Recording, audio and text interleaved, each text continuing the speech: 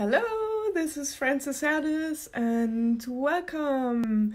Today I have a special guest with me. We are going to talk about your soul's purpose because you probably know those situations where sometimes you have a lot to do and then you don't know what to do first, and sometimes it feels kind of overwhelming to have so many things to do at once. So how can you decide to really be in alignment with your soul's purpose and to really do the purposeful things? Hey, and here she is. Hi, Hello. Hi, Nicole. Francis.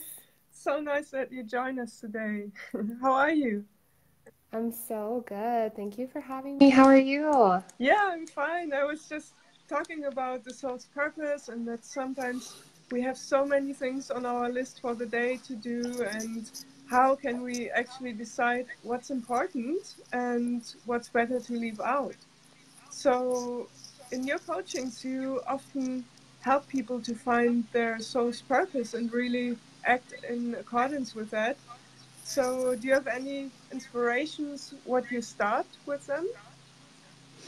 Yes, one of the first things that really impacted my life, and I've passed this on to my clients as well, it's one of the first activities that we do to really solidify their mission and vision, is we set out their 5 non-negotiables or their 5 core values. And these are the things that are going to be the most important in their life, and they're different for everybody.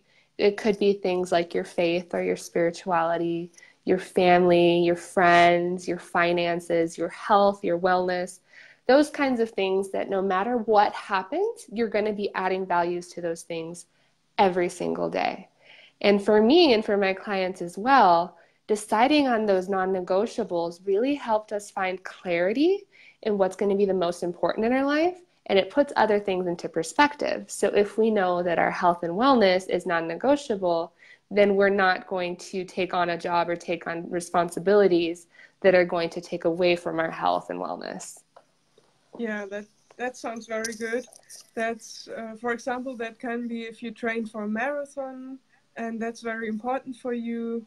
Your marathon training goes first. Or, for example, if you meditate every day, or do yoga every day, or journal every day, then you definitely do that every day.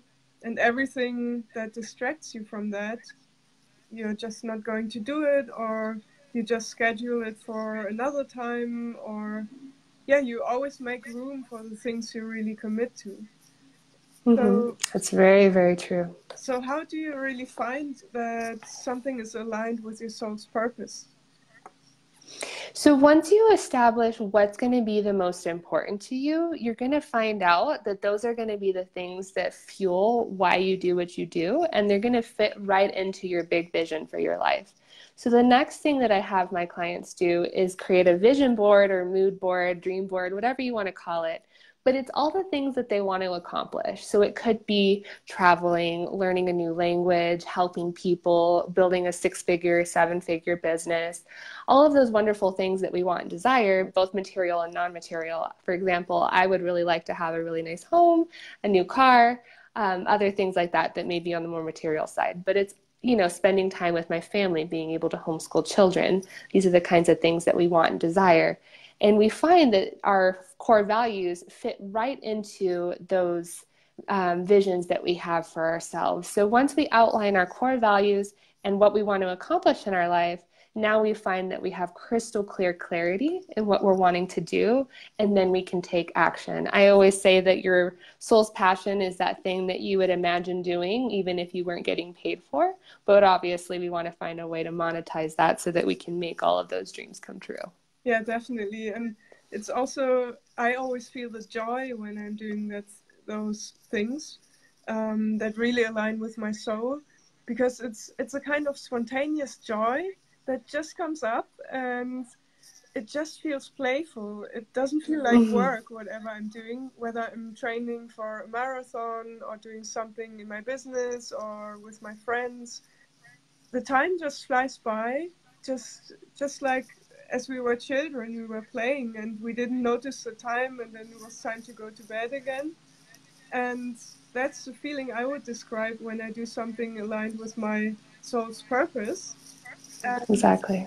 I hear it a little bit echoing. So I will just put in my headphones as well. Sure. I hope everyone who's on here live or on the replay can hear us okay. Please type in the chat box if you can hear us. Because, yeah, going over the continents here, where are you right now? I'm in Denver, Colorado, in the United States. That's so cool. I will be there next week, so hopefully we can meet in person there and not just online. Yes. That would be so cool. I know. I hope we can get the scheduling and logistics to line up. It'd be so cool to meet in person. Yeah, definitely. I'm in Hamburg, Germany, at home right now, so I just love the idea that we can connect just via online through the continents, and it's so nice because when you have found your purpose and when you align with your soul's purpose really, then everything kind of flows. Have you experienced that as well, that things somehow align and somehow you get things done as well? Yes, exactly. And that was the exact word that came to mind when you were speaking of that joy and playfulness is flow. I like to think of flow as like you're going along with the current of a river versus trying to swim upstream against the current. It takes a lot of energy. And that's what it feels like when we are not truly in alignment with what we're supposed to be doing with our soul's life and purpose. Then it feels draining. It feels exhausting. It feels like we're swimming upstream. And I've found that if I am working with a client or doing an activity or just really anything that's really not serving me in a way that's in line with my soul's calling, I feel drained. I feel exhausted. Versus if I'm really being creative in my element, writing, working with my soulmate clients, then it feels so easy and effortless. And I feel energized versus drained. Yeah, definitely. Me too. And so maybe a little inspiration for the ones watching. If you can really feel the flow and the ease and that it gives you a lot of joy, then you're probably on the right path. And if you're struggling or if it doesn't really make you happy, then maybe you should reconsider what you're doing right now. Because then Exactly. why not change it to something that brings you more joy? Or why not change your inner attitude if it's something you have to do sometimes, like accounting, for example? You can even consciously decide to do it in a joyful way. And you can Exactly. reward yourself afterwards after you've got it done instead of procrastinating. And for the people on here live who already know me, you know, I always do things in a fragrant way. So the oil blend I would use for that is called Joy and Inner Child, just to awake the playfulness and the joy and the ease within you. Because when you smell something, when you're in a beautiful flower garden, for example, or when you're on summer vacation, then you just feel the lightness and the ease and everything just flows. And if you have a good fragrance at home, like Joy, like Inner Child, you can instantly reconnect to yourself via your sense of smell. So, yeah, for all those who know, I always do things in a fragrant way. This is something great that can support you in this feeling and in aligning with your soul's purpose. And Nicole, you talked about that you have like a journaling list to get unstuck and to really get into your flow and to give you some ideas. Exactly. Yes. Yeah. So I've put together 50 of the best journal prompts to help you really get clear on your mission and vision and help you get into alignment with that and really figure out what's going to be the most important in your life so you can take massive action and start getting the results that you desire in your life and business. So I will share that link here when we get off the live. Go ahead and subscribe to receive that free download, and then you'll get instant access to that PDF with your journal prompts. It's the same questions I ask my one-on-one clients that have helped them to gain massive clarity in their life and start getting those freedom results that they've been craving. Wow, that's great. Cool. Yeah, we definitely share the link in the comments afterwards. And yeah, thank you so much for sharing. And yeah, whoever wants to dive into that rose garden and floral garden, just send me a message here or via my website, livefragrantly.com.